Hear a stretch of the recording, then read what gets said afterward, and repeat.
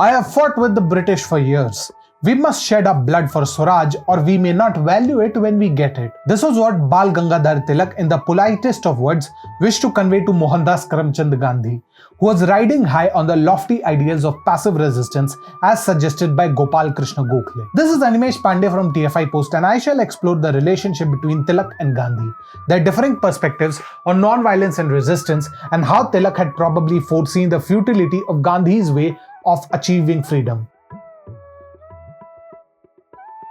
Bal Gangadhar Tilak, fondly referred to as Lokmanya Tilak, had a significant influence on Indian nationalism before Gandhi emerged as a prominent leader. Born in 1856 in Ratnagiri, Tilak was a scholar, a journalist, and a political agitator who spearheaded the movement for Indian independence in the early 20th century.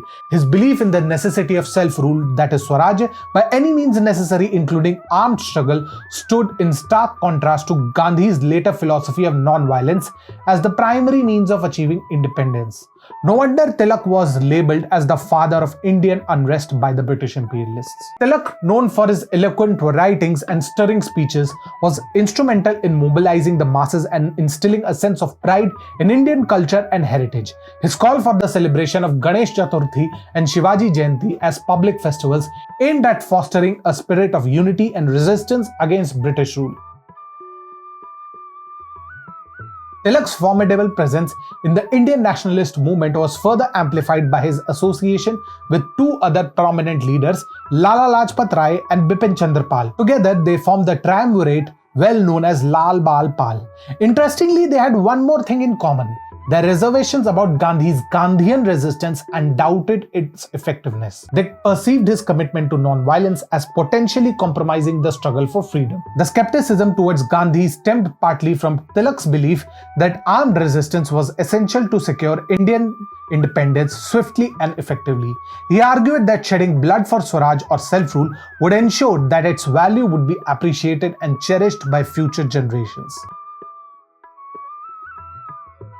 The key divergence between Tilak and Gandhi lay in their attitudes towards resistance against the British. While Tilak advocated for a violent revolution if necessary, Gandhi firmly believed in the so-called non-violent satyagraha as the most morally and ethically justifiable approach. Gandhi's philosophy stemmed from the belief that violence only begets more violence and lasting change can be achieved only through the moral conversion of oppressors. Tilak's stance was otherwise shaped by his practical skepticism of moderate approaches and his belief that a violent overthrow of British rule was necessary to secure true independence. He was wary of individuals like Gopal Krishna Gokhale, who advocated for a more gradual and conciliatory approach. Tilak's emphasis on mobilizing the masses and fostering a sense of national pride provided the groundwork for Gandhi's mass movements. Gandhi's ability to connect with the masses and his focus on non-violence as a means of achieving social and political change expanded on Tilak's vision and galvanized millions across the country. Bal Gangadhar Tilak and Mohandas Karamchand Gandhi, both revered leaders in the Indian independence movement, differed significantly in their ideologies and approaches. While Tilak emphasized immediate independence through nationalism and, if necessary, armed struggle, Gandhi advocated for non-violent resistance and the prioritization of human rights. Unfortunately, it is Gandhi who's given more attention to, while the teachings of Lokmanya Tilak are largely ignored.